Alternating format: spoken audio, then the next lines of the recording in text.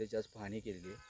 आमदार म्हणून आपली सरकारकडे काय मागणी आणि पाहणीत एकदम निदर्शनास आपल्या काय आले वस्तुस्थिती? सध्या जी पिकाचे नुकसान झालेलं आहे, सध्या ही पिकं म्हणजे आधुनिकतेची कास धरून शेतकऱ्यांची टरबूज असेल, फळबागा असतील, बाकीचे जे आधुनिक पिकं आहेत, ही पिकं आधुनिकतेची कास धरून शेतकऱ्यांनी घेतलेली पिकं आहेत.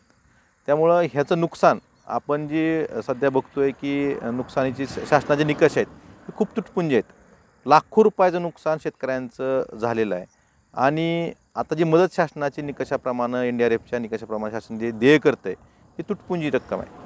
त्यामुळं माझी शासनाला एवढीच विनंती आहे की वस्तुनिष्ठ पंचनामे करून, वस्तुनिष्ठ पंचनामे म्हणजे वस्तुनिष्ठ नुकसान किती झालं आहे, प्रत्यक्षात नुकसान किती झाले त्या प्रमाणात शेतकऱ्यांना मदत मिळाली पाहिजे. आणि ती मदत नुसते पंचनाम्याचे आम्ही आदेश दिले आहेत, पंचनामे करायला सांगितलेले आहेत, कुणीही शेतकरी वंचित राहणार नाही, ह्या घोषणा न करता ही मदत शेतकऱ्यांना पेरणीच्या आधी त्याच्या खात्यावर कशी पडेल ह्याची काळजी सरकारनं घेणं गरजेचं आहे.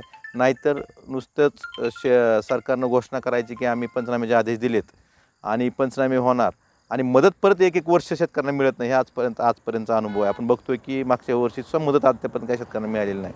आता तरी सरकारनं जागं झालं पाहिजे आणि फक्त घोषणा न करता बोलाचीच भात आणि बोलाची कडी न करता शेतकऱ्यांना प्रत्यक्षात मदत ही त्यांच्या खात्यावर पेरणीच्या आधी देण्याचं काम सरकारनं करावं, हीच माझी सरकारला विनंती आहे. आम्ही सुद्धा नसेल की जवळपास 294 हेक्टरपेक्षा अधिक फळबागा ते पूर्ण नुकसान झालं. म्हणजे टरबूज अक्षरशः सडून गेले, आंबा खाली पडलेला आहे, पपईच्या बागा उद्ध्वस्त आहेत.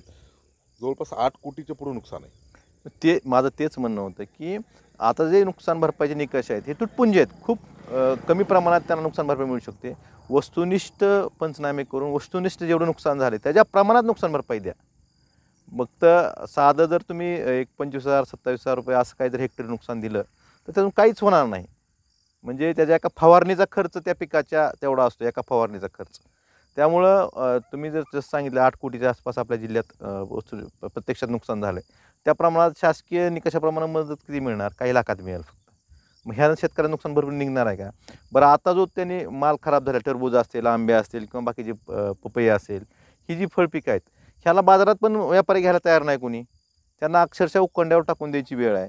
त्यामुळं ह्यातून नुकसानीतून बाहेर शेतकऱ्यांना काढायचं असेल तर त्यांना वस्तुनिष्ठ पंचनामे करून ज्यांचं नुकसान झाले त्या प्रमाणात शासनानं निकषाच्या बाहेर जाऊन काहीतरी मदत करणं असं जर केली तर शेतकऱ्यांना दिलासा मिळेल. नाही तर मग शेतकऱ्यांना काय म्हणजे जसं पहिल्यापासून आपण शेतकऱ्यांना म्हणतोय की शेतकऱ्यांना फक्त आपण बोलतो आणि प्रत्यक्षात मदत द्यायची वेळी त्यावेळेस शासन काहीच करत नाही. घोषणा मोठ्या मोठ्या होतात आणि मदत वेळेवर मिळत नाही. वर्ष त्यांना त्यांचे नुकसान भरपाईचे पैसे मिळत नाहीत. असं न करता ह्याला पण शासनानं काय ठरवून दिलं पाहिजे की पंचनाम्यानंतर किती दिवसात त्या शेतकऱ्याच्या खात्यावर पैसे पडले पाहिजेत. ॲग्री टॅक्ससारखं तुम्ही आता एक हे आणलेलं आहे, नोंदणी केलेली आहे, शेतकऱ्यांनी नोंदणी झालेली आहे, काही शेतकऱ्यांनी झालेली नाही. त्यामुळे तुम्हाला 8 दिवसाच्या शेतकऱ्यांच्या खात्यावर पैसे टाकायला काहीच अडचण नाही. त्यामुळं फक्त घोषणा करण्यापेक्षा प्रत्यक्षात पेरणीच्या अगोदर शेतकऱ्यांच्या खात्यावर त्याच्या नुकसानीच्या प्रमाणात मदत कशी मिळेल ह्यासाठी शासनानं प्रयत्न करावे, एवढीच माझी शासनाकडे विनंती आहे.